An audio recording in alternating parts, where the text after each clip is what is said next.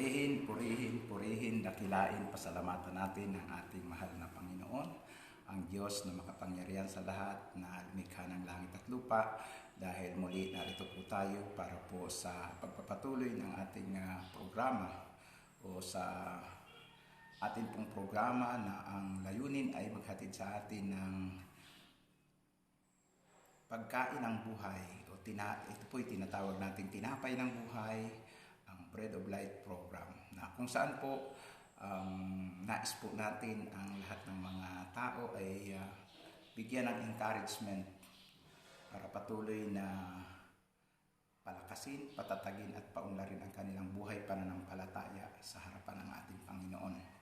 So ngayong umaga, tayo po ay narito at magpapatuloy sa ating pong pangangaral na kung saan ang ating binuksang topic ng nakaraang araw ay ang patungkol po sa pag-ibig, na kung saan po marami pong mga tao ay hindi ho masyadong malawak ang kanilang nalalaman tungkol sa pag-ibig. So mapalad po tayo sapagkat meron tayong ganitong programa na live streaming na kung saan po ay hinihimay-himay po natin ang mga natatanging paksa na kailangang malaman ng tao patungkol po sa mga masasabi po natin mga importante, napaka-importanting mensahe na dapat mabatid ng tao. So tumatalakay po tayo sa pananampalataya, sa pag-asa, at tayo po ay dumako po sa paksa ng pag-ibig, na kung saan po sa ating topic na ito, mga iniibig kong mga kapatid, ay binuksan po natin yung tatlong mahalagang bagay na dapat nating malaman tungkol sa tinatawag nating pag-ibig. Meron tayong tinatawag na agape love, phileo love, at erotic love, worldly love. O sabihin na natin apat na klase, no? Pero kasi yung binigyan diin ko nung nakarang pag-aaral natin ay yung erotic at yung worldly love ay halos magkaparehas po, halos yan. Kasi ang taong nagtataglay ng tinatawag na erotic love ay karaniwan po na worldly din po yan. So ngayon ay pag-uusapan natin po yung tinatawag na agape love, ang mataas na uri ng pinakamataas na uri ng pag-ibig. At alam po natin na pagdating po dito ay talagang sa Diyos lang po ito nagmumula. So wait a minute po.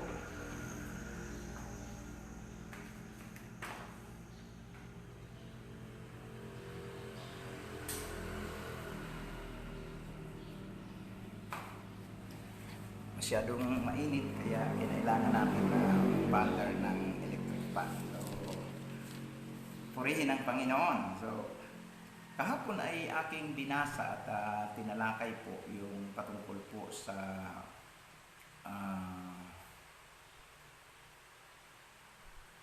1 Corinthians chapter 13, na kung saan ay atin pong binasa ang scripture na ito, pero hindi po natin ito na himay-himay. Kasi dito po i-angkla yung tinatawag na agape love. Napakahalaga po na malaman natin ano ba itong tinatawag na agape love. Ang agape love po ay ang pag-ibig ng Diyos. Pinakamataas na uri ng pag-ibig na dapat kahit na tayo po ay tao, dahil si Lord ay nasa atin at tayo ay anak ni Lord, dapat po yung pag-ibig na yun ay tinataglay natin. Amen. So sahid po natin dito po sa atin pong pinaka-key verse. Wala naman pong problema na tayo po ay umulit ng scripture, kasi po ang salita naman po ng Diyos kahit ulit-ulitin natin, di naman po nakakasawa, di ba? Praise God. Okay. Chapter 13 po uli ng Aklat ng Korinto. At ngayon po ay atin pong ihimay-himayin ang bahaging ito ng kasulatan. Sabi po dito,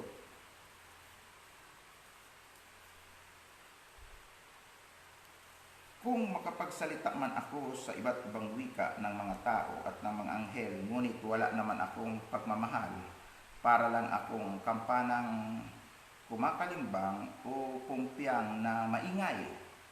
kung may kakayanan man akong magpahayag ng mensahe ng Diyos at may pangunawa sa lahat ng lihim ng katotohanan at lahat ng kaalaman, at kung mailipat ko man ang mga bundok sa laki ng aking pananampalataya, ngunit wala naman akong pagmamahal, wala akong kabuluhan. Okay, verse 3. At kahit ipamigay ko man ang lahat ng aking ari-arian at ialay pati ang aking katawan upang sunugin, kung wala naman akong pagmamahal, wala pa rin akong mapapala. So, ang taong may pag-ibig ay mapagtiis, mabait, hindi marunong mainggit, hindi mahambog o mapagmataas, hindi bastos ang pag-ugali, hindi makasarili, hindi magagalitin o mapagtanim ng sama ng loob sa kapwa, hindi natutuwa sa gawa ng kasamaan, kundi nagagalak sa katotohanan, hindi sumusuko, lagi nagtitiwala, laging may pag-asa at tinitiis ang lahat. Purihin ang Panginoon. Pinagpala ang bahagi ng kasulatang binasa natin. Tayo po ay saglit na yumukod at tayo po ay manalangin. Panginoon namin Diyos, amang makapangyarihan sa lahat, salamat po sa umagang ito na kami po muli ay malayang mag-aral ng iyong salita. Malaya kami na magkaroon po ng pagbibititig sa umagang ito. Malaya kaming mananalangin sa harapan mo sa umagang ito. At alam po namin, Panginoon, na ang kalayaan ito ay bunga po ng kaloob ng iyong Espiritu Santo. Bunga po ng masaganang biyaya ng Panginoon, na sa ibang mga lugar, Panginoon, ay hindi na po malaya ang pangangaral ng iyong salita, lalo na sa mga komunistang bansa. Matindi ang mga persecution, pero salamat po sa aming minamahal na bansa. Kami po'y malayang makapag-aral, makapakinig ng iyong salita, lalo na po sa pamagitan po ng live streaming. Lord, we thank you, we glorify your name sa pribilehiyo na magamit sa iyong banal na gawain. Patuloy niyo po kami samahan, lalo na po ang aking mga tagapakinig, na patuloy na maging bukas ang puso, bukas ang sisidlang espiritual, para ang mga salita ng buhay na ipapahayag ng iyong lingkod ay maging pagpapala at makapagbigay sa kanila ng ibayo pang kalakasan, katatagan sa kanilang buhay pananampalataya. Salamat aming Ama, sa iyo po ang pinakamataas na karangalan at kapurihan, sa pangalan po ng Jesus. Amen. Amen. Glory to Christ Jesus. Hallelujah. Hallelujah. So, isa sa pinaka-key verse kasi natin dito yung 1 Corinthians chapter 13 verse 13, na may tatlo na dapat panatilihin sa tao: ang pananampalataya, ang pag-asa, at ang pag-ibig. So, masusi nating tinalakay sa mga nakaraang pag-aaral at pangangaral ko po yung patungkol po sa pag-asa at pananampalataya. At kahapon po ay akin na rin pong sinimulang talakayin ang ilang mahalagang bagay patungkol po sa pag-ibig, yung pag-ibig ng taong makamundo, tinatawag na worldly love, na tinataglay ng mga taong unbeliever. So, kasama na nga po diyan yung tinatawag na erotic love. At hindi natin masyadong natalakay ang talagang pinaka-importante, na ito po ay yung tinatawag na agape love. So, marami po sa atin na siguro nakarinig na ng mga pag-aaral tungkol dito, sapagkat sabi nga ng isa nating taga-subaybay, ay naririnig ko ikaya sa CLSS, sapagkat mayroon pong mga topic about God's love, mayroon po diyang transformation, church growth o spiritual growth. So marami pong topic minsan na tinuturo sa mga Life in the Spirit seminar, sa mga Catholic Charismatic group.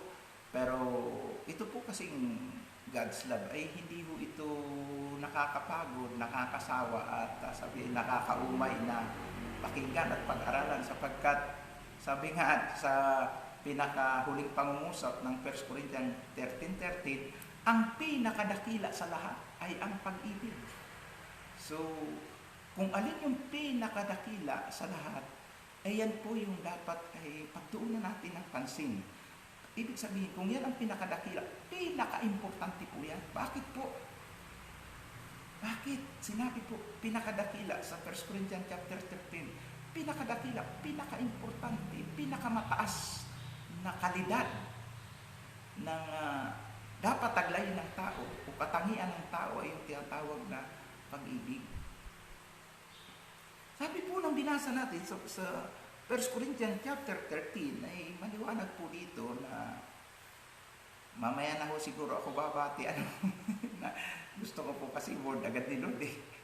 So, maliwanag po kasi na binanggit po sa bahagi ito ng kasulatan mga kapatid na kahit na daw po ang tao makapagpalipat pa ng bundok dahil sa kanyang pananampalataya, eh, wala rin daw pong halaga yun eh, kung hindi siya nagtataglay ng totoong pag-ibig.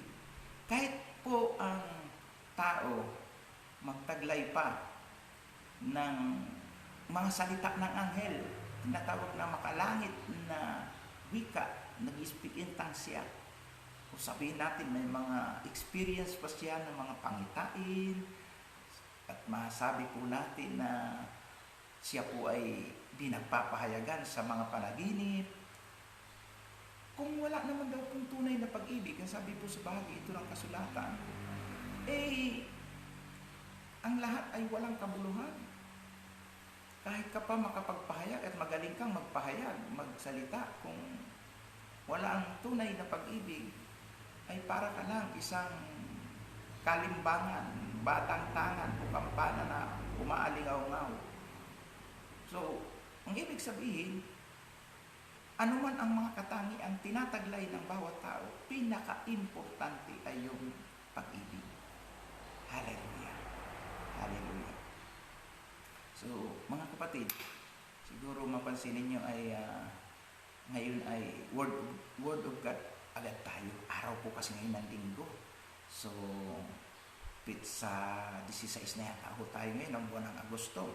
Hindi ako nagkakamali at ako po ay may pagsasalitaan din pong dalawang gawain ngayon at sa dalawang gawain ito ay magbibiyahe po ako at ninabuti ko po na mas maaga po akong makapag-share sa inyo ng Word of God. Unahin natin itong programa nating Bread of Life para nang sa gayon ay bago po lahat ng ating gagawin ngayon at yung iba rin siguro po ay naghahanap na pumunta sa kanilang mga simbahan, ay kumain muna tayo ng salita ng Diyos.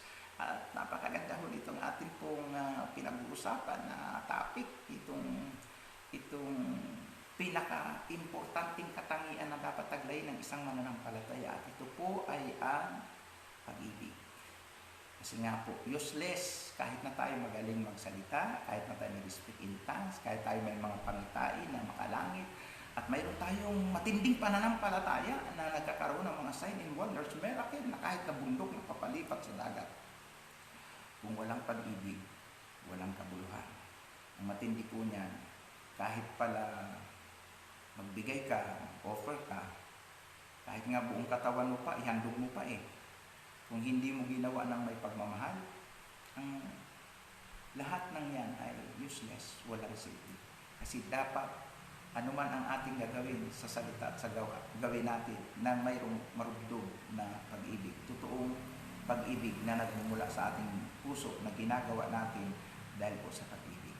So inilarawan po dito anong klaseng pag-ibig itong dapat na taglayin ng bawat mananampalataya. At sabi ko nga, pinakamataas na uri ng pag-ibig ay ang pag-ibig ng Diyos na kaya niyang isakripisyo, ialay ang kanyang sarili para lang sa kapakanan ng mga tao.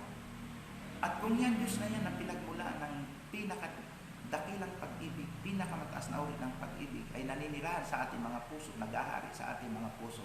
Sabi ni Apostol Pablo, ito ang dapat ng mga katangiang ating tataglayin. Okay. Sabi niya, ang taong may pag-ibig ay mapagtiis at mabait. Praise God. So, alam niyo naman, ang katangian ng pagtitiis ay napaka-importante yan sapagkat ang magtiis hanggang wakas siyang maliligtas. Mateo 24:13. So, sa buhay na ito ay talagang kaakibat yung pagtitiis. Alam niyo, yung pagtitiis ay hindi lang po yun sa mga material na aspeto ng buhay.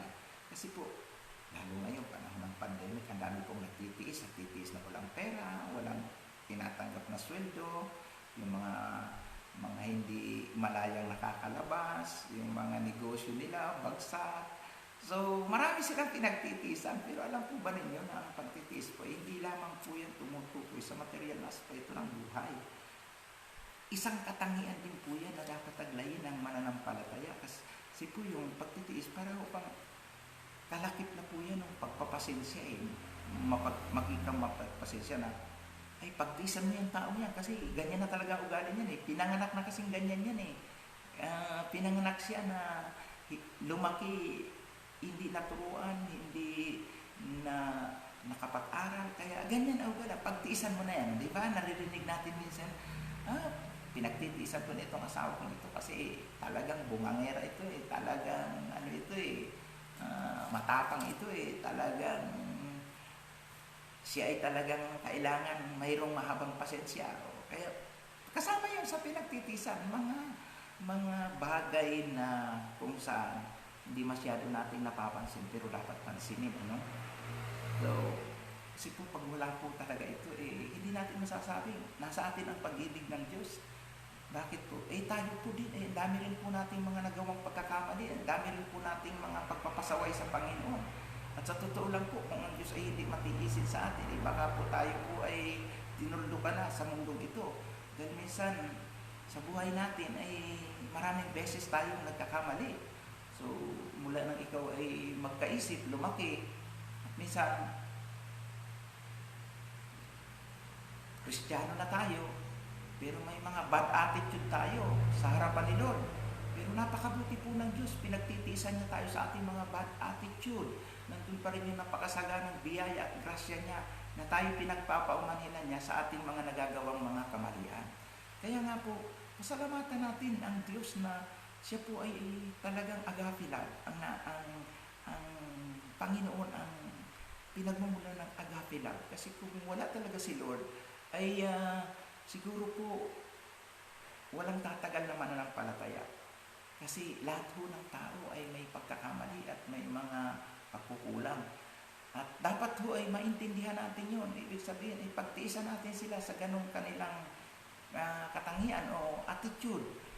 Pero hindi naman po sa lahat ng oras ay ang tao ay palpak at ang tao po ay mayroong bad attitude. Minsan po, kahit po maraming mga hindi magandang asal ang isang tao, ang magandang bagay ng mga kapatid, pagsilog nandyan at kumikilo sa tao, binabago po yan. Kaya may awit na, binabago niya ako araw-araw, binabago ako araw-araw.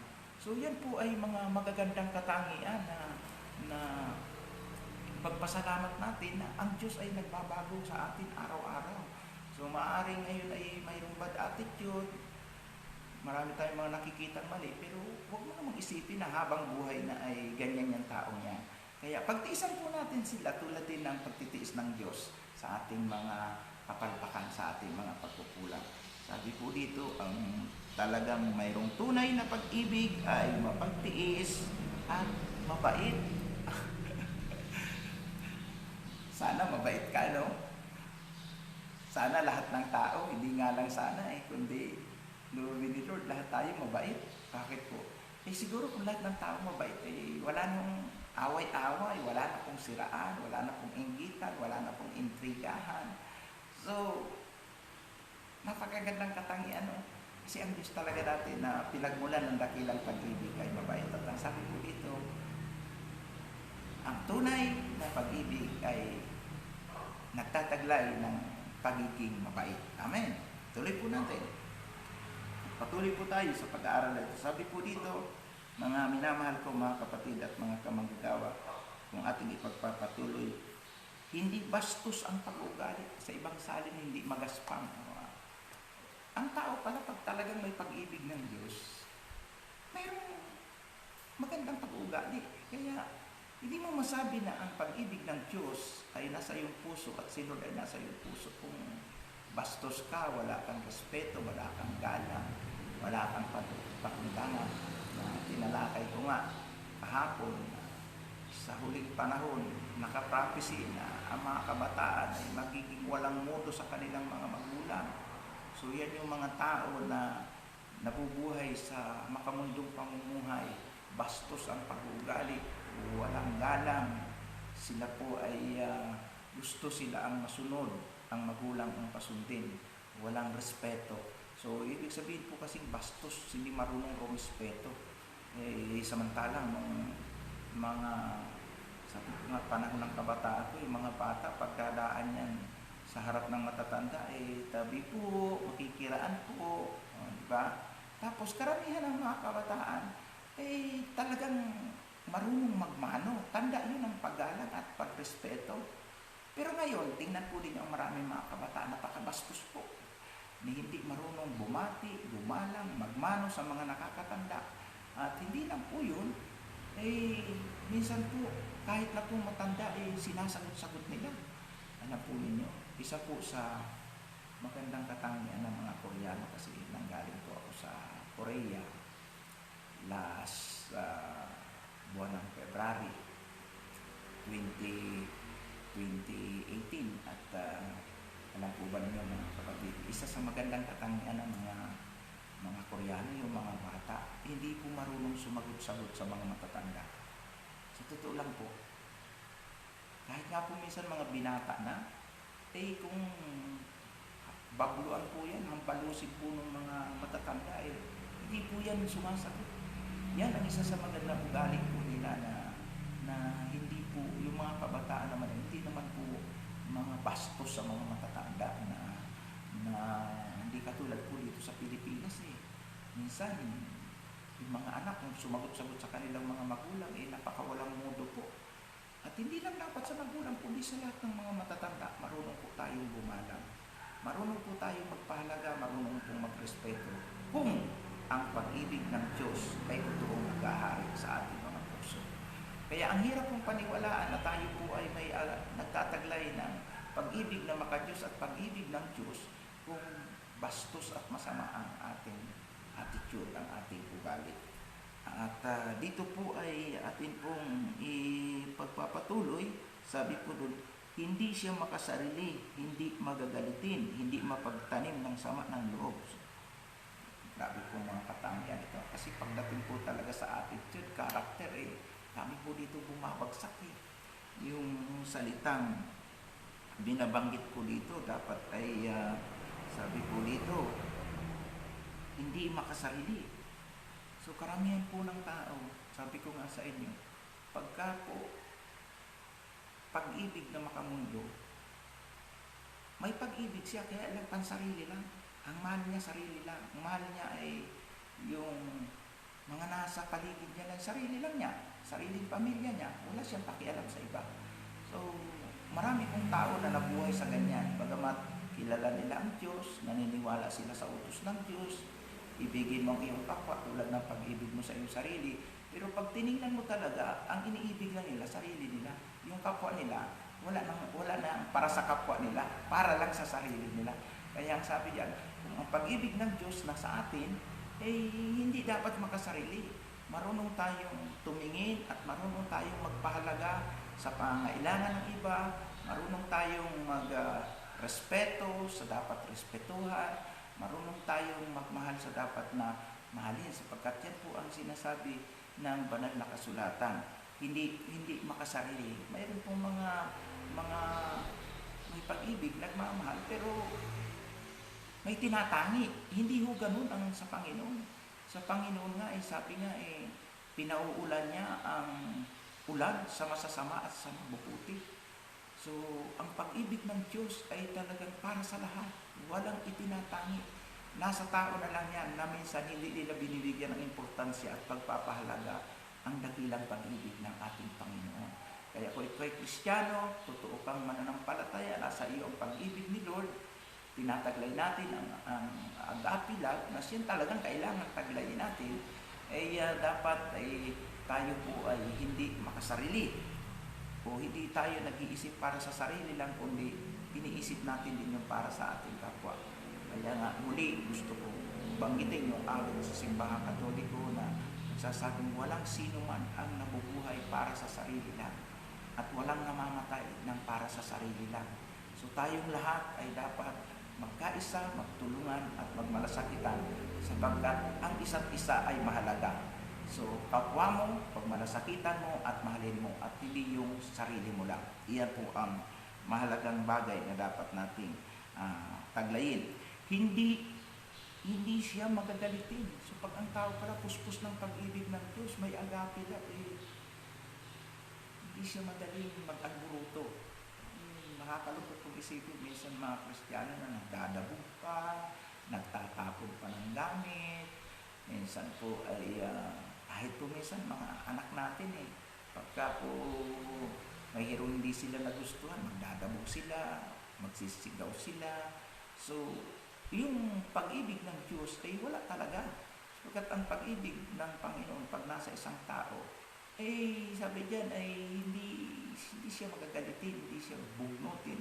Ibig sabihin doon ay mayroon siyang malawak na pangunawa, malawak na pasensya, at makikita yung mga katangian na yun talaga pagka ikaw ay talagang pinaghaharian ng pag-ibig ni Kristo o ng agape love.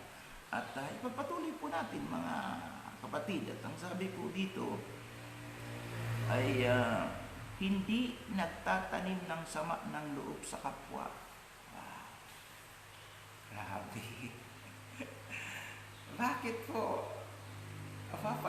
Pagka ang tao pala pinaghaharian ng pag-ibig, hindi na dapat pagharian ng hinanakit at galit, no? Ay utos nga po ng Panginoon pati kaaway po ibigin Kasi kung ang iibigin lang daw po natin ay yung mga taong nagsisiibig sa atin, ano ang kahigta natin sa iba? So nagagawa din yan ng mga hindi mananampalataya o ng mga hintil. Na kaya nilang pagmalasakitan, kaya nilang mahalin yung mga taong nagmamahal sa kanila. So ibig sabihin, pag ganun ang tinataglay na pag-ibig ng isang tao, hindi po ito mataas na level ng pag-ibig. Hindi po ito yung tinatawag na agape love. Sapagkat ang agape love, kahit hindi kaibig-ibig, iniibig. Diba? Yan ang katangian ng Diyos lahat tayo, mga nakagawa ng pagkakamali. Kinasuklaman ba tayo ng tuluyan ng Panginoon? Hindi. Inibig pa rin niya tayo. Inibig pa rin niya tayo. Sapagkat lahat nga tayo dapat mapunta sa impyerno Pero gayon na lang ang pag-ibig ng Diyos sa sanglibutan ito. Ibinigay pa rin si Jesus na kanyang bugtong na anak. Para kung tayo matutong manalig at sumampalataya sa Kanya, hindi tayo mapapahamak. Dahil sa pag-ibig niya, mayroon pa siya sa atin ibibigay na buhay na walang hanggan. O diba? Pinaliliwanag ko nga, bago nilikha ang tao, ginawa niya muna ang lahat ng kailangan ng tao. Para ang tao mabuhay na normal dito sa mundong ito. At nang ang tao ay magkasala, siya rin ang gumawa ng paraan para ang tao makapanumbalik, mapatawad sa kanilang kasalanan at magkaroon ng kaligtasan at magkamit ng buhay na walang hanggan. Ganun katindi ang pag-ibig ng Diyos.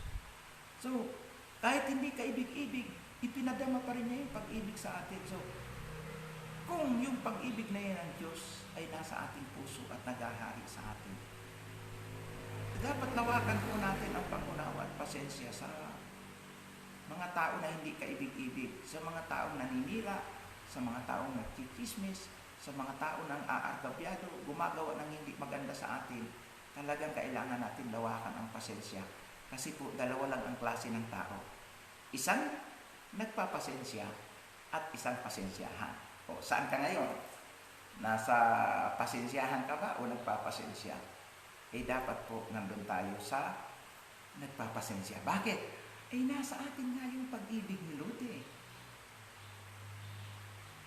So kung tayo na nagsasabing na kay Lord tayo at si Lord ay nasa atin, ang ugali natin ay katulad din ng mga taong makasanlibutan na pagmamalasakitan lang nila, yung makakatulong sa kanila, yung nagmamalasakit sa kanila, ay yung kapwa nila na alam nilang wala man lang silang nahihita, ay hindi nila yan papansinin. Hindi nila yan bibigyan ng importansya. Kasi maraming mga tao na nagmamalasakit sila pag mayroon silang makukuha sa iyo. Pag wala silang makukuha sa iyo o wala kang favor na maibibigay sa kanila, no way. Sa totoo lang, sana hindi tayo ganon. Kasi nasa atin ang pag-ibig ng Panginoon.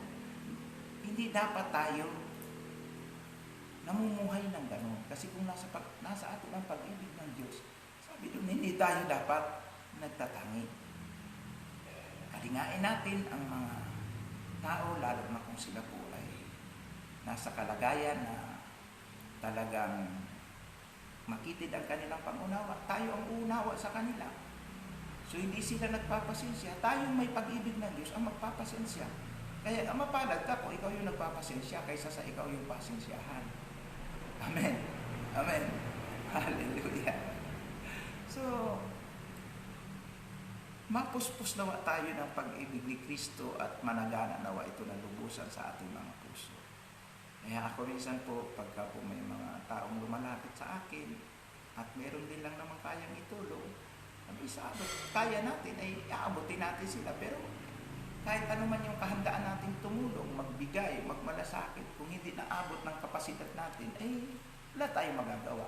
Hindi naman tayo paghahanapan ng Diyos ng malasakit at tulong sa ating kapwa kung wala naman talaga tayong kakayanan. Ay, kung kaya natin, pagmalasakitan natin. Kung talagang hindi na kayang abutin ng ating kapasidad, huwag na natin pasanin. So, ibig sabihin ay ang pagmamahal natin ay kumbaga sa sukatan po ay hindi naman tayo hinahanapan ng Diyos na supra sa kapasidad o hindi na natin kaya ay pilitin pa natin. Ganun po kasi ang nasa Panginoon. So, magpatuloy po tayo mga kapatid. At ang sabi po dito, hindi magagalatin, hindi nagtatanim ng sama ng loob sa kanyang kapwa. Hindi natutuwa sa gawa ng kasamaan. Ibig sabihin, hindi siya nangungunsinte. Kaya nga po, kung alam po natin, ang isang tao po ay gumagawa ng kasamaan, tapos siya pa natin tutulungan, susuportahan pa natin, kinukonsinti natin siya. At maraming mga ganyan ng mga magulang na suporta sa mga anak kahit alam na ginagamit na sa drugs, ginagamit na po sa mga sugalan, sa mga bisyo, yung mga pagpapala na dapat po ay ingatan at gamitin sa tama. So, pag tayo po ay patuloy na tumutulong, sumusuporta, kahit alam na po natin nasa gawang masama o hindi na maganda ang ginagawa, ay kinukonsinti na natin siya sa kanyang ginagawa. Sabi po dito, ang tunay na pagmamahal mo, mahal mo anak mo, mahal mo pamilya mo, sino mang tao na tinutulungan mo, kung alam mo naman na nagpapakasama at gumagawa ng hindi magandang gawa, huwag natin silang tulungan. Bakit? May pananagutan tayo doon. Kasi kung hindi naman natin yung sinusuportan, hindi naman siya magpapakaluglob sa ganun, di ba? So, o doon sa hindi magandang bisyo niya. Kaya nga, nakakalungkot. Minsan ginagamit kong halimbawa yung mga kapatid nating OFW na sobra-sobra po ang mga paghihirap na ginagawa nila sa pagtatrabaho po sa abroad. Kasi po, ako po ay napakaraming beses na nagbalik-balik po sa Hong Kong. Nakita ko po yung maraming OFW hanggang po dyan sa Macau, yung mga nagpapakatulong sa iba pang mga bansa na talagang yung iba po, kukunti na lang ang tulog hanggang alas 12 ng gabi, nagtatrabaho pa sila. At mayroon akong isang nakakwentuhan na OFW nung nasa Hong Kong po ako. 4 na palapag na bahay.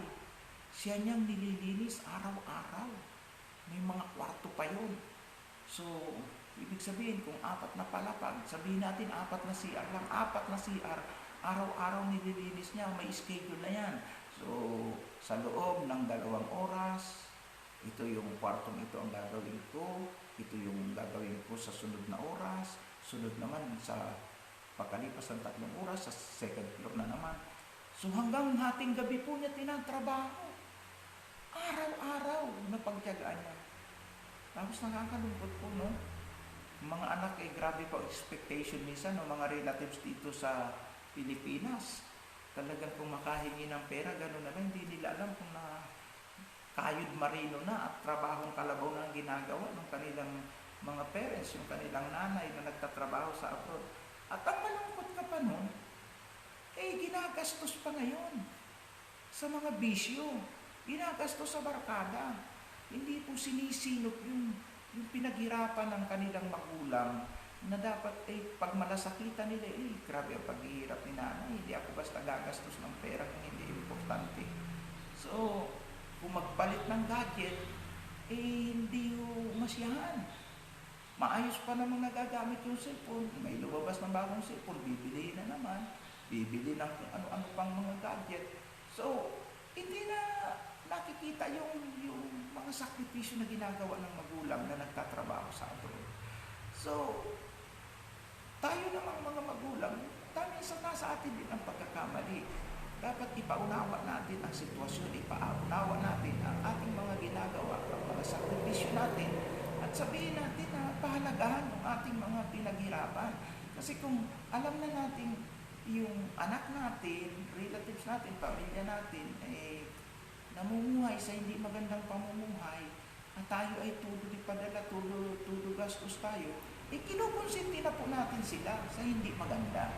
Yun yung tinutukoy dito kung talagang toong nagmamahal tayo sa kanila, sa mga relatives po natin, sa mga anak natin, pamilya natin, turuan natin sila. O pagka ganyan ang ginawa ninyo na hindi ninyo pinagmamalasakitan yung pinaghirapan ko, so pasensyahan, hindi ko na kayo susuportahan ng maayos. So, kaya ko lang magbigay para sa pagkain nyo, para sa kung nag-aaral, sa pag-aaral nyo. Pero kung gagamitin na ninyo sa mga luho at sa mga barkada, ay pasensya na. Baka yung pinagdadala ko sa iyo 2,000 a month, gagawin ko na lang yan 1,000. Kasi ginagamit mo naman yung 1,000 sa iba't ibang mga bisyo o sa pakikipagbarkada. Tuturuan natin sila kasi nasa ating mga magulang din kung napapariwara ang takbo at pamumuhay ng ating mga anak. Kaya ito yung sinasabi po dito sa Biblia na hindi tayo marunong kumonsinti sa masama. Kung alam natin hindi na maganda, huwag na natin konsintihin, paalalahanan natin sila, turuan natin sila, itama natin yung mga maling ginagawa nila. Kasi sino pa naman ang magmamalasakit sa mga pamilya natin, di ba tayo rin? So, kung mahal natin sila, pag malasakitan natin sila, higit sa lahat mga kapatid, higit sa lahat, yung kapakanan ang kaligtasan ng kanilang kaluluwa. Pagkat kung nakamta ng ating mga anak yung magandang profesyon, nagkaroon nga ng magandang trabaho, nagkaroon nga ng magandang degree, pero naging unbeliever siya, malayo ang puso sa Diyos, walang pagkakilala sa Diyos, ay mabuti pa yung manatili siyang dukha na siya ay mananampalataya, na marunong siyang kumilala, na marunong siya magpahalaga sa ating Panginoon. Kaya huwag natin silang konsintihin kung ang paglakad nila ay patungo sa paglayo sa Diyos, tapos wala tayong ginagawa. Aba, turuan natin sila.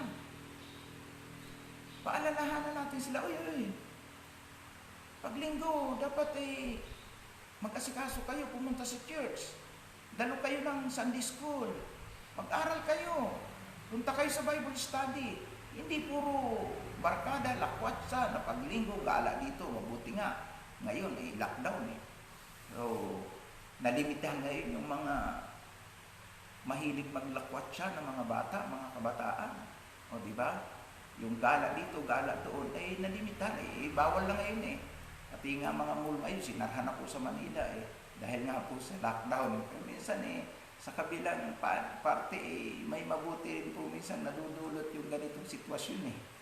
Amen.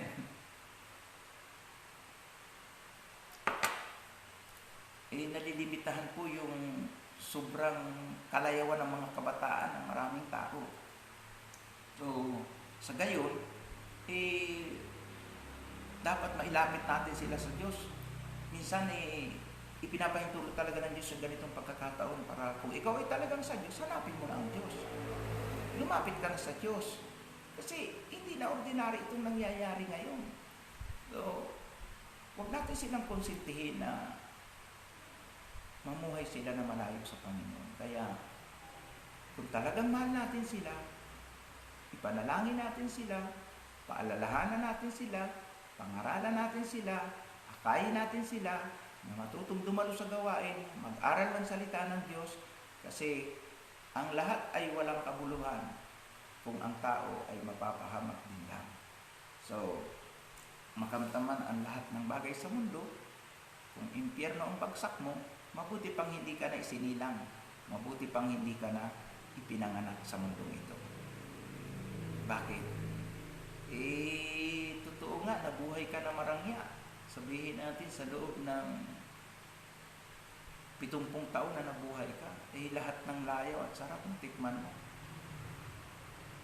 Kung pagkamatay mo, bagsak mo sa impyerno, ang buhay doon ay hindi 70 taon, hindi po 100 taon, hindi 200 taon, hindi 1,000 taon.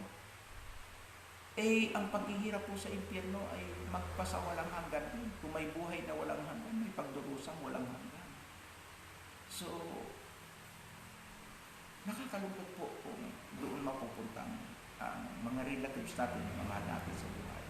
Kaya nga, ang tunay na nakatanggap ng pag-ibig ng Diyos, pinag-aarian ng pag-ibig ng Diyos, namumuhay sa pag-ibig ng Diyos, sabi po dito, hindi niya kinukonsinti ang anumang gawang masama, kundi ang ikinasisiya niya ay yaong mabubuting bagay, mga makatotohanang bagay. Yan po sinasabi po dito sa bahagi ng kasulatan ating binabasa o pinag-aaralan.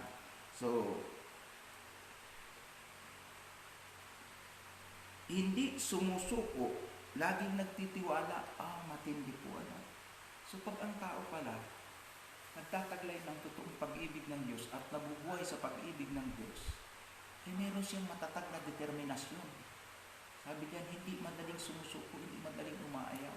Sa buhay natin, laging may pagsubok, laging may bagyo na tayong hinaharap, pinagdaraanan.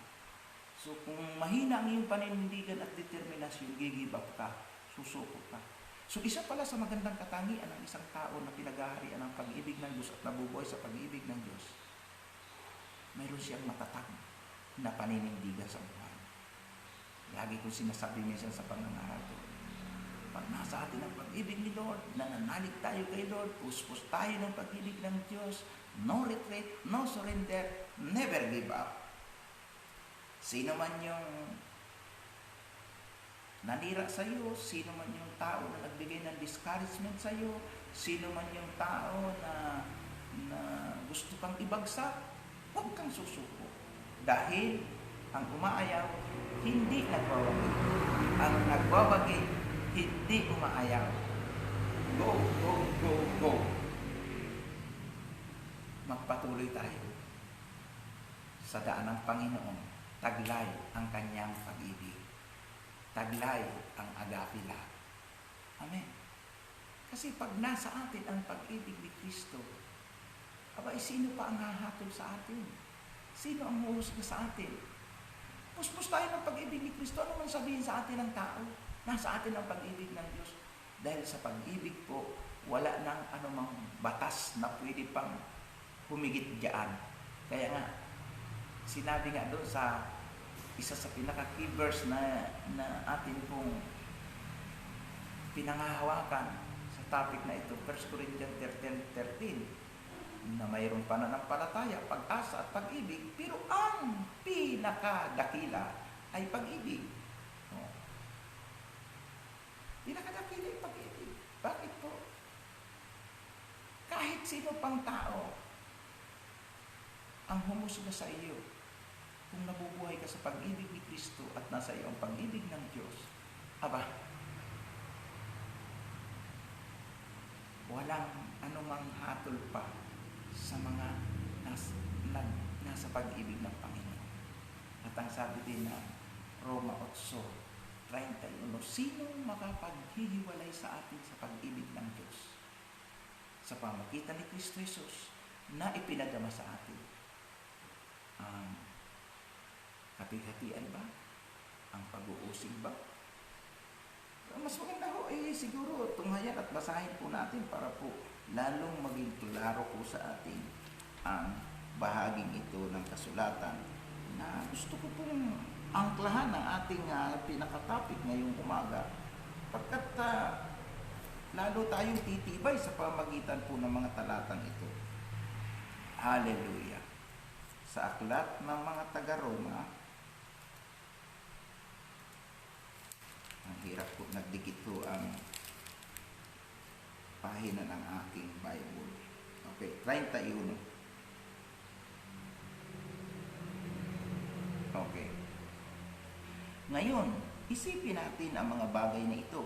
Masasabi natin, panig sa atin ang Diyos. At dahil dito, walang magtatagumpay laban sa atin.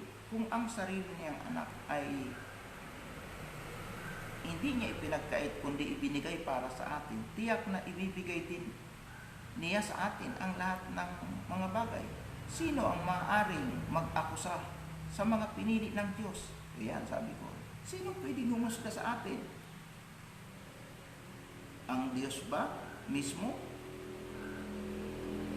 na nagturing sa atin ng matuwid? Wala ring makahahatol sa atin sa kaparusahan dahil si Kristo Jesus na mismo ang pinatulang mamatay para sa atin, at hindi lang iyan. Muli siyang binuhay at nasa kanang kamay siya ng Diyos. Sa pamamagitan niya, namamagitan siya para sa atin. Walang makapaghihiwalay sa atin. Ito na po, 35. Walang makapaghihiwalay sa atin sa pag-ibig ni Kristo. Kahit dumanas tayo ng mga pagsubok, paghihirap, pag-uusig, gutom, kawalan, panganib, o maging kamatayan. Ayan. So wala daw pong pwedeng makapagpahiwalay sa atin sa pag-ibig ng Diyos sa pamagitan ni Kristo Jesus. So kung nasa atin po talaga yung pag-ibig na ito ng Panginoon at nag-ahari sa ating puso, wala parang dahilan para tayo sumuko. Kaya tama yung sinasabi doon sa scripture natin na pinag-uusapan na ang taong nabubuhay sa pag-ibig ay talagang nagpapatuloy yan. Hindi basta umaayaw, hindi basta sumusuko. Never na gumibak po yan. Sabi nga dito sa binasa natin, alin ba ang makapagpapahiwalay sa atin sa pag-ibig ng Diyos? Kung ang Diyos ay nasa atin, panig sa atin, sino ba ang pwedeng humusga? Sino bang tao ang pwedeng magsabi sa atin ng hindi maganda, na i-degrade ang ating pagkatao? Gayong tayo'y tinanggap ng Diyos, tayo po ay minahal ng Diyos, namubuhay tayo sa pag-ibig ng Diyos, naghahari sa atin ang pag-ibig ng Diyos. Ano yan sabi? Sino makapag-iwalay sa atin? Sa pag-ibig natin kay Kristo, yung mga pagsubok ba? Yung mga paghihirap ba? Yung mga pag-uusig ba? O pagkagutom? O yung kawalan, kagipitan? Mga panganib? Maging kamatayan, ang sabi doon, ay hindi pwedeng magpahiwalay sa atin. Yung kamatayan pa nga ang magdadala sa atin para malubos ang ating kagalakan at madama natin ang kapuspusan ng pag-ibig ng Diyos doon sa kalangitan. Hallelujah! Hallelujah! Amen! Amen! Napakasarap ulit ang ating pinagsasaluhan na bahagi ng kasulatan. Talaga kung nasa sa iyo na lang yan kung hindi ka mabusog ng salita ng Diyos. Yung tao kung hindi ginaganahan po kumain, hindi nalalasahan ang sarap ng pagkain, ay sigurado may sakit yan. Tama ba? Subukan po ninyo. Yung may lagnat, yung may trangkaso, kakainin mo. Tabang naman ika ng panlasa ko. Hindi ako makakain. May sakit yung mga taong hindi nasasarapan sa pag-aaral ng salita ng Diyos, sa pakikinig ng salita ng Diyos, may sakit ang buhay espiritual niyan. So baka kontaminado ng utak niya ng mga problema, baka kontaminado ng utak niya ng mga bagay na makasanlibutan. Kaya yung mga bagay na espiritual, wala ng puwang, hindi na makapasok sa puso niya. Kaya hindi na siya nasisiyahan kung sa pagkain, matabang ang kanyang panlasa. Pag ganun ang kalagayan mo, ganun ang pakiramdam ng tao na hindi siya talaga masaya sa salita ng Diyos na naririnig yung pinangangaral, ibig sabihin po niyan, may sakit ang spiritual na buhay niya. Pero ako'y naniniwala, kayo na aking mga tagapakinig at taga-subaybay sa programang ito, ay talagang malulusog ang inyong buhay spiritual. Kaya pag ang tinatalakay ay very nakaka-inspired talaga. very encouraging, ay talagang pumapalakpak ang ating puso at kalooban at sinasabi natin, tama yan, Brother Digoy, salamat Pastor Baco, sapagkat ang mga mensahe na yan ay nakakapagpalakas ng aking loob at lalo akong tumitibay sa aking pananampalataya at lalong lumalalim ang aking pag-ibig at relasyon sa Diyos. So, ang ganda po kasi talaga ng mga word ni Lord, ano? So, hindi nakakasawa kahit po tayo po ay araw-araw nagsasalo-salo dito. Sino bang tao na yung malusog ang pangangatawan? Sino bang tao yung kumain kahapon sabi, ay hindi na ako kakain sa sunod na araw, hindi na ako kakain sa sunod na araw na mga araw pa. Dahil yung kinain ko kahapon, sapat na yun, hindi na ako kakain ulit.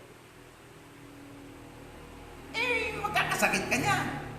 Kung malusog ka, mangangayayat ka. Bakit? Kailangan natin yung araw-araw may kinakain tayo Kaya nga mayroon tayong bread of life, pagkain ng buhay, bread from heaven, word of God yan. Kaya nga pag hindi ka na nasasarapang tumanggap ng salita ng Diyos, hindi ka na na-inspire dito, hindi ka na nabibless, ay sigurado may sakit ka. Pero ano man ang kalagayan mo, kahit may sakit ka, mahal ka ng Diyos. Kaya di loob ng Panginoon, makakarinig ka ngayon kasi gusto ka niyang gamutin at gusto niyang palakasin ang iyong buhay pananampalataya. Alam mo yung tao, pag may sakit, minsan kahit nga may sakit, pinipilit pakainin kasi manghihina siya Babagsak ang kalusugan niya mangangayayat siya. Okay, pinipilit pakainin. Kaya ano man yan sakit, diferensya natin sa buhay. Maging sa ating spiritual na pamumuhay, sa ating buhay pananampalataya. Sige lang. Makinig ka lang na makinig. Samahan mo lang ako na samahan. Magulat ka na lang. Sarap ka na sa salita ng Diyos. Tulad ng marami kong mga tagapakinig at taga-subaybay sa programang ito ng Bread of Life. Marami sa kanila sabi talaga, nasasarapan talaga ako makinig, na-inspired talaga ako, ang dami kong mga natututunan, Brother Digoy. So, salamat at ako'y maging kasangkapan ng Diyos para patuloy kayong magkaroon ng malalim na interes na matuto at lumago sa salita ng Panginoon. So, pagpapatuloy po natin ang mga sinasabi po sa salita ng Diyos na ating binasa na kung saan ay sabi diyan, hindi siya sumusuko lagi. Ibig sabihin, matyaga siya, laging nagtitiwala, laging may pag-asa, at nagtitiis, at tinitiis ang lahat. Ayan. Mapagtiwala daw po pala Ang tao parang puspos ng pag-ibig ng Diyos ay mapagtiwala. Minsan babalansin din po natin yung salita kasi po, pag hindi po tayo marunong bumalansi, baka naman po tayo ay mapahamak. Ano pong ibig ko sabihin? Sabi ka doon sa pangangaral ni Brother Digoy, sabi ka doon sa salita ng Diyos sa 1 Corinthians chapter 13 dapat ika ay mapagtiwala tayo Tama naman po. Nandiyan po, mapagtiwala. Pero po, yung pagiging mapagtiwala, ginagawa yun sa mga taong katiwa-tiwala. Bakit ka magparatiwala sa mga taong hindi mapagkatiwalaan? Kaya nga, mayroon tayong wisdom Ba't may wisdom tayo? Pagtitiwalaan mo ba yung alam mong magnanakaw? Subukan mo nga. Ayan ay magnanakaw. Tapos iwanan mo doon sa bahay mo. Aalis ako ha. Pinagkakatiwala ko sa itong bahay mo. Sigurado, pagbalik mo, limas na yung mga gamit mo dyan, mga ari-arian mo. Pinagkatiwala mo sa magnanakaw Kaya ang pagtitiwala sa mga katiwa-tiwala. Kaya marami sa atin hindi pinagkakatiwalaan ng Panginoon ng maraming blessing at pagpapala. Kasi minsan hindi tayo pwedeng pagkatiwalaan Hindi natin binibigay yung para sa Kanya. Ay iniisip natin puro sa sarili natin. Hindi natin iniisip yung para sa gawain ng Panginoon. Hindi natin iniisip yung kalagayan ng ating kapwa. Puro sa sarili lang. Kaya minsan may mga bagay na hindi sa atin pinagkakatiwala ng Panginoon.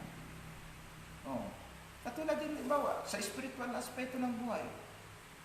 Bakit ako pinagkatiwalaan ng Panginoon ng mga mayamang mga mensahe na sabi ko nga, kahit araw-araw ako magsalita, nasabi ng iba, Aba, Pastor, Brother Digoy, hindi ka ba napapagod? Hindi ka ba nagsasawa niya? Hindi ka ba nauubusan? Araw-araw nagpipreach ka? Araw-araw nangangaral ka? Eh, ang sagot ko malalim yung balo ng karanasan na binigay sa akin ng Diyos eh. Kahit ako'y araw-araw sumalot, hindi mauubos yung tubig ng pagpapala ng Diyos sa akin, mga pagpapalang espiritual.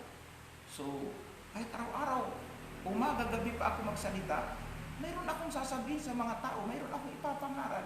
Kasi, marami akong natutunan, maraming inimbak ang Diyos sa akin. So, kagalakan ko na ito ay ibahagi sa mga tao. So, isa sa mga katangian nating mga mananampalataya, mga iniibig kong mga kapatid, ay yung tayo po ay hindi po madaling sumuko at tayo po ay lagi pong nagtitiwala. Higit sa lahat sa Diyos. Yung pagtitiwala mo kasi tinutukoy, sabi ko po sa inyo, kung sa kapwa natin, tingnan natin kung katiwa-tiwala, di pagtiwalaan natin. Di ba? Pero higit sa lahat na binibigyan pansin dito, yung pagtitiwala natin sa Diyos. Yan. Laging nagtitiwala. Ibig sabihin, kaya nga diba tinalakay ko yung pananampalataya at pag-asa. Ibig sabihin, lagi ka magtiwala sa Diyos. Lagi kang manalig, umasa, isalit mo ang pag-asa mo sa Kanya lang. Hindi sa mga bagay ng mundo ito. Hindi sa kapwa-tao mo. Kasi nga, sumpain mong tao na ipinagkatiwala ang kanyang sarili sa kanyang kapwa-tao. Jeremiah 17:5. Hindi sa anak, hindi sa asawa, hindi sa kanino mang tao. Kasi sabi ko, yung tao may limitasyon, may hangganan po yan. Huwag mong ipagkatiwala ang iyong buong buhay sa tao. Ipagkatiwala mo yan sa Diyos. Sabi niya, laging nagtitiwala. Ibig sabihin, lagi kang tumatayo sa pananampalataya, lagi kang umaasa sa Diyos, sapagkat yung tinutukoy dito na taong pinag-aarian ng tunay na pag-ibig ng Diyos ay nabubuhay sa pananampalataya. At yung pananampalataya, ang kahulugan po niya ay lubos na pagtitiwala at pag-asa sa Diyos na hindi natin nakikita. Hindi man natin siya nakikita, pero tayo naniniwala at umaasa na tayo nasa ilalim ng kanyang kalinga, na dahil sa kanyang pag-ibig, tayo nabubuhay, na dahil sa kanyang biyaya, tayo may pangailangan sa araw-araw, na dahil sa kanyang biyaya at awa, dahil sa kanyang pagmamahal sa atin, pinoprotektahan niya tayo, na kahit na po lumalaganap ang mga kalamidad, lumalaganap ang mga coronavirus, maraming namamatay, maraming nagkakasakit, pero purihin ang Panginoon sapagkat sa pamagitan ng kanyang kalinga, tayo po ay safe, tayo po ay malusog, tayo po ay malakas. At kung tayo man ay dinapuan ng sakit, tinamaan tayo ng anumang sakit, magtiwala pa rin tayo sapagkat maniwala ka na ang nagtitiwala sa Panginoon hindi nabibigo. Amen! Glory to God! Hallelujah! Ayun yung nais ng Panginoon. Kaya nga po, napakaganda po ng salita ng Diyos. Ha?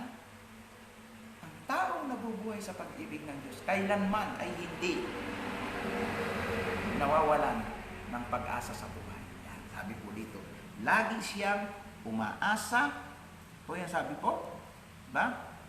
Nagtitiwala at laging may pag-asa. At lahat ng bagay ay kaya niyang tiisin alang-alang sa Panginoon. Kasi kung ikaw ay nasa pag-ibig ng Diyos, nasa iyong pag-ibig ni Kristo, walang bagay na hindi mo kayang pagtagumpayan sapagkat ang lahat ay magagawa natin dahil kay Kristo na nagpapalakas sa atin. Philippians 4. So, 14. So, 4:13. Nandiyan po yan sa aklat ng Pilipos. Kaya nga po, lahat tayo laging may pag-asa. Lahat magagawa natin. Lahat makakaya natin. Dahil si Kristo, ang pag-ibig niya, ang pumupuspos sa atin. Kaya walang bagay na hindi natin kayang pagtagumpayan pag ang pag-ibig ng Diyos ay nasa atin. Amen po. Amen, mga iniibig kong mga kapatid. Hallelujah. Glory to God. To God be the glory. Sabi nga dito sa Philippians 4:13, kaya kong harapin ang kahit anong kalagayan sa pamagitan ng tulong ni Kristo Jesus na nagpapatatag sa akin. Yan. So, ang lahat ay magagawa ko dahil kay Kristo na nagpapatatag, dahil kay Kristo na nagpapalakas sa atin. At Dahil sa pag-ibig ni Kristo na ipinadama sa atin, ang lahat magagawa natin. Walang bagay na hindi mangyayari pag si Lord kasama natin at nasa atin. Mamuhay lang tayo sa pag-ibig at manatili sa tatlong ito: pananampalataya, pag-asa, at pag-ibig. At yung pinakadakila sa tatlo ay ang pag-ibig, sapagkat ang kaganapan ng lahat, ang katagumpayan ng lahat, ay dahil sa pag-ibig. Sa pag-ibig ni Kristo na ipinadama sa atin, ang agape love. To God be the glory. Magandang umaga po sa inyo ng linggo ng umaga. Purihin ang Diyos. Salamat sa lahat ng mga tagapakinig ko diyan banda po sa California, USA, diyan po sa lugar po ng Canada, Australia, sa New Zealand, sa Singapore, mga tagapakinig ko po sa Hong Kong, Macau, China, mga tagapakinig po dyan sa Japan, sa Cyprus, sa iba't iba pang bansa. Salamat po na patuloy niyo akong sinasamahan sa programa ng Bread of Life. At syempre, hindi natin kalilimutan ang lahat ng mga kaibigan, kapatid natin na nasa Luzon, Visayas at Mindanao. Salamat mga kapatid, mga kamanggagawa ko. Saan man kayo lugar naroon ngayon, tayo po'y muling magsama-samang manalangin at magpasalamat tayo sa tinapay ng buhay na ating pinagsaluhan. Purihin po ang Panginoon. So, ano man ang ating mga pangangailangan at nais ilapit sa Diyos, magkaisa po tayong manalangin. Mabiyaya, mapagmahal na Diyos na makapangyarihan sa lahat. Narito po ang aking mga kapatiran. Ano man ang pangangailangan nila, prayer request nila na nakikita mo, Panginoon, na nais po nila na maranasan. Lord, iunat po ninyang iyong mapagpalang kamay saan man silang dako ng mundo, saan man dako sila ng Luzon, Visayas, Mindanao. Alam ko yan na hindi maikli ang iyong kamay upang hindi maipadama sa kanila ang agape love, ang isang pag-ibig na hindi kayang sukatin, pag-ibig na nagmumula sa iyo. Mahal na Diyos, katagpuin mo ang bawat isa ayon sa pangangailangan, ang mga nangailangan ng kagalingan, pagalingin niyo po, Panginoon. Tulad po ng kaibigan po si Pastor Melo sa Pateros, pati ang kanyang asawa, Sister Mercy, Brother Chris, ano man yung sakit na pabalik-balik na naranasan nila, ang lagnat, o kung ano man, kung sila man po ay nadapuan ng virus. Ama, sa pangalan ni Jesus, ako po ay nanalangin para sa kanyang kagalingan. Receive your healing, Pastor Melo Chavez, in Jesus' name, pati sa iyong sambahayan. Hallelujah! Tanggapin mo ang himala ng kagalingan. At sa iba pang mga kapatid na nakakaranas po ng iba't ibang uri ng sakit, dumaloy nawa sa iyo ang himala ng kagalingan. Sa pangalan ni Jesus, madama mo ang yakap ng pagmamahal ng Panginoon, ang himala ng kagalingan.